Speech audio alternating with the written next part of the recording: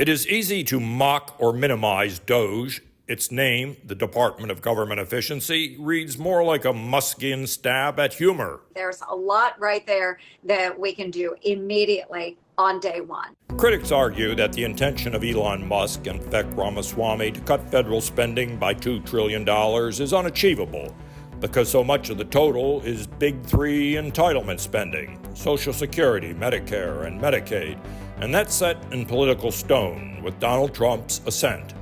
Then there are other concerns. How can you look at the Defense Department or the intelligence community, as we did in the Clinton administration, and find out where the fat is and where you should cut and all those good things without a security clearance? It's a fair point, but that should not deter us from recognizing that the real significance of DOGE is overwhelmingly political. It's about a much-needed reordering of how Americans think about the relationship between government and their own interests. The real wages of African-American workers are down by over 6%.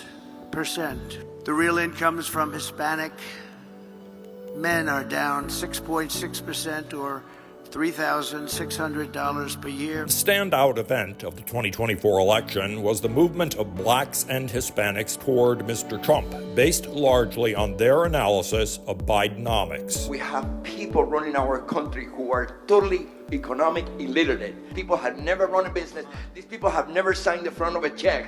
It's a misnomer that Latinos want open borders. We want a secure border like all Americans. In contrast, Mr. Trump's first term created jobs, or what they took to be the promise of jobs.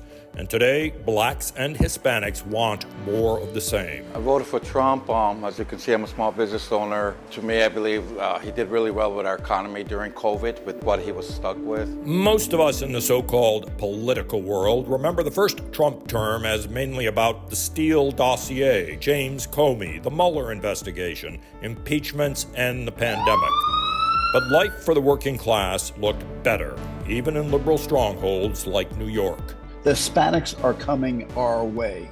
They are socially conservative. They are small business people who are working hard. They just want safe streets, good jobs, and good education. Reducing government has been a long-time conservative goal. The original popularizer of the idea was Ronald Reagan, who in 1986 summed up government's view of the economy at a conference on small business. If it moves, tax it. If it keeps moving, regulate it. And if it stops moving, subsidize it. Yeah. In the years since, views like that have been described routinely as unachievable conservative ideology. But what Reagan had in mind was the practical division of power between those who work for government, without doubt a necessary institution since the beginning of organized life, and everyone else who works outside government. Will you join in the battle to build the Great Society? Since Lyndon Johnson's move towards the so-called Great Society, the idea has become normalized that a very powerful national government and business could coexist. One of DOGE's primary goals is to reverse this relationship, to make government again subordinate partner in the daily life of the country's citizens. Over $500 billion that's spent every year right now was not even authorized by Congress in the first place. The Pentagon has just failed its 7th consecutive audit, nearly $1 trillion of budget. They can't even tell you where it goes. So I think part of this is exposing for the public the extent of that rot and waste, but then to take steps first through executive action and then laying the groundwork for broader change through legislation as well. Suffice to say, Donald Trump cannot deliver this reversal with the force of an insistent personality alone. And if his presidency falters, those hopeful voters likely will experience a reversion in 4 years to Bidenomics. If they start to recommend cuts in Social Security or Medicare or Title I education funding, they'll face strong resistance. The economic programs and priorities of the Biden years were a massive effort by progressives to implant the idea of government on top forever.